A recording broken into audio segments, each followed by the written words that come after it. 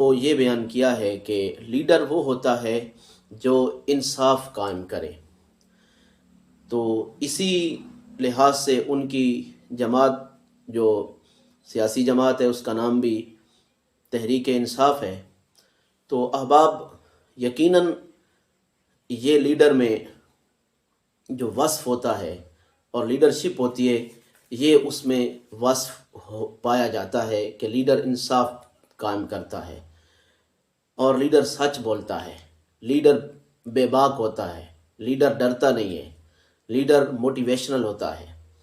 تو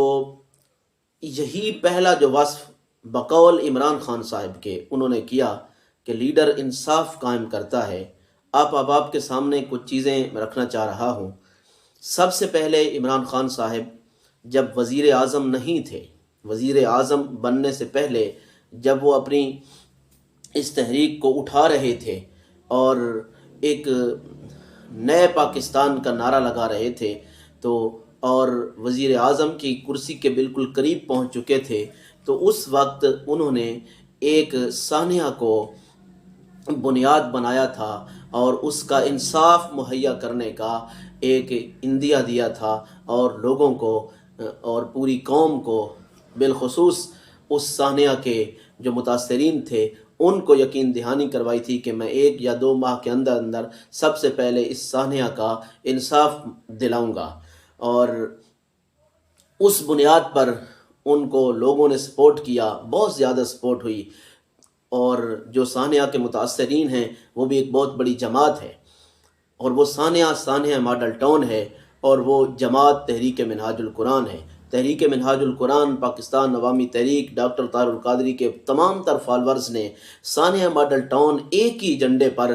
اس شخص کو ووٹ دیے، اس کی سپورٹ کی، ہر نہج پر سپورٹ کی، اور اس امید پر کہ ہمیں سانحہ ماڈل ٹاؤن کا انصاف ملے گا۔ مگر ہوا یوں کہ عمران خان صاحب وزیر اعظم کی کرسی پر براجمان ہو گئے، اور 3.5 پونے 4 سال تک انہوں نے سانحہ ماڈل ٹاؤن کا نام نہیں لیا،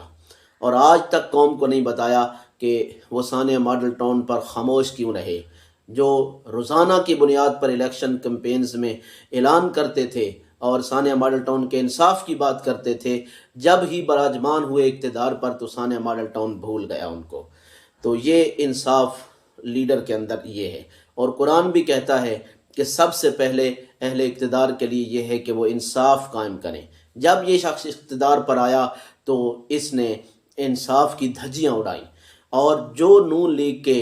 اہل اقتدار لوگ تھے اپنے دور میں، انہوں نے سانحہ ماڈل ٹاؤن میں جو ملوث قاتلین تھے، پولیس آفیسرز تھے، ان کو پروموشنیں نہیں دیں، ان کو پروموٹ نہیں کیا تھا، ان کو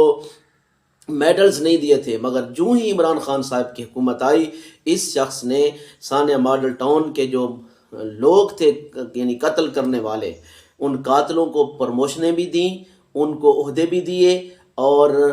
ان کو میڈلز بھی دیے۔ تو یہ انصاف عمران خان صاحب نے قوم کو دکھایا، اور قوم نے یہ دیکھا کہ اسی طرح ہوا۔ یہ ہے لیڈر کا انصاف۔ اور آپ جب وہ اقتدار سے باہر آ گئے، اب پھر وہ ان پر حالات جو چل رہے ہیں، اب پھر وہ ٹکٹیں تقسیم کر رہے ہیں۔ جب ٹکٹیں وہ تقسیم کر رہے ہیں تو انہوں نے ٹکٹ جب تقسیم کیے ہیں تو انہوں نے ایک شخص کو اپنے گھر زمان پارک میں بلا کر ٹکٹ دیا، اور وہ ٹکٹ دیا اس نے محمد اویس ورک کو، جو کہ محمد عمر ورک کا بیٹا ہے، جو سانحہ ماڈل ٹاؤن برپا کرنے میں پیش تھا، جو اس وقت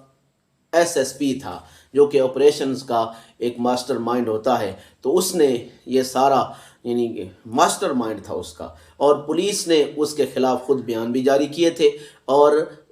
سانحہ ماڈل ٹاؤن کی جو باقر نجفی رپورٹ تھی اس میں بھی اس کا نام سر فہرست تھا، یعنی عمر ورک کا۔ تو اس کے بیٹے، یعنی قاتل کے بیٹے کو اب اس نے ٹکٹ دے دیا کہ آپ میرے ساتھ کھڑے ہو کر، میری جماعت میں آ کر، جس کا نام تحریک انصاف ہے، میں انصاف مہیا کرنے لگا ہوں، آپ میرے ساتھ، قاتل کے بیٹے ہیں، میرے ساتھ کھڑے ہو کر الیکشن لڑیں، میری ٹکٹ لیں، الیکشن لڑیں، اور پھر میرے دستے بازو بنیں۔ مطلب قاتلوں کو یہ دستے بازو بنا رہے ہیں، جن کا نام تحریک انصاف ہے، جو انصاف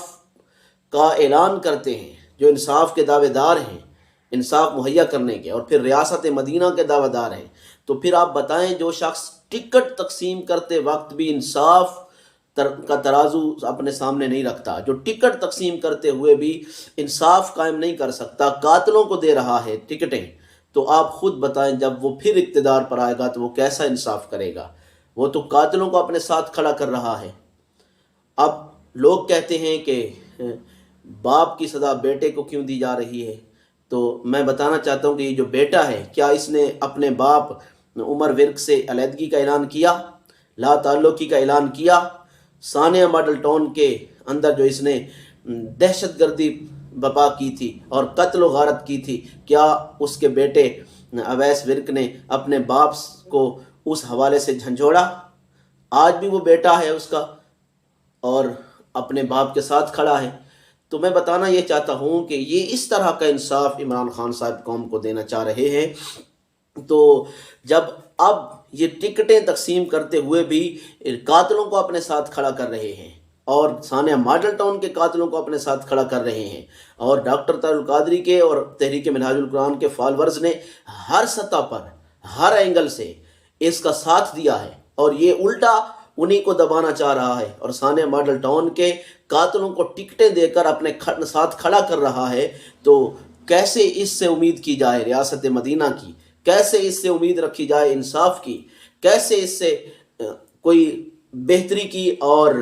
خیر سگالی کی امید رکھی جا سکتی ہے؟ تو ہم کہتے ہیں کہ قطعاً اس سے انصاف کی امید نہیں رکھی جا سکتی، جو ابھی بھی ٹکٹیں دینے کے وقت بھی قاتلوں کو ٹکٹیں دے رہا ہے اور ان کو اپنے ساتھ کھڑا کر رہا ہے، تو جب خود یہ اقتدار پہ آئے گا تو پھر اس کا حال کیا ہوگا؟ اللہ رب العزت ہم سب کو ہمیشہ پہچان نصیب فرمائے، لیڈروں کی پہچان کرنے کی اور ہر سطح کی پہچان اللہ رب العزت ہمیں کرنے کی توفیق نصیب فرمائے۔ وما علینا الا البلاغ۔